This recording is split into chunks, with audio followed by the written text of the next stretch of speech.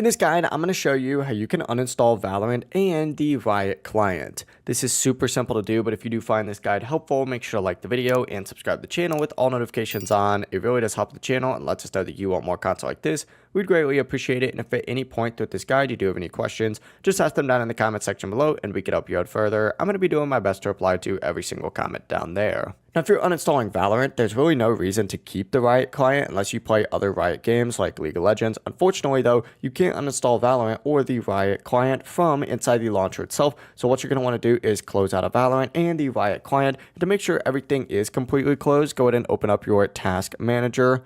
Or you could just select this arrow just like so. And once you select this arrow, find the Riot client within here. Let's just go ahead and pretend that, WhatsApp is the Riot client. Go ahead and right click it and then hit exit, and it'll exit out of it fully. Once you go ahead and exit out of it fully, what you're going to want to do is go to this Windows search bar and just type in add or remove programs and hit enter, and it's going to take you to a page that looks like this. Go ahead and go to this search apps option and go ahead and begin by typing in Valorant first. So type in Valorant, and I actually already have Valorant uninstalled, so I'm going to use Call of Duty Black Ops 3 as an example. Essentially, type in Valorant though, select these little three dots just like so, and then hit uninstall, and then hit uninstall again. Now what you're going to want to do is pretty much do the exact same thing for the Riot client. So go ahead and go back up to the search bar, and this time type in Riot client, which once again, already don't have it. So I'm going to type in Call of Duty again, and essentially just select those three dots and then hit uninstall again. And as soon as you go ahead and do that, you'll be good to go. Both Valorant and Riot client will be uninstalled with no issues.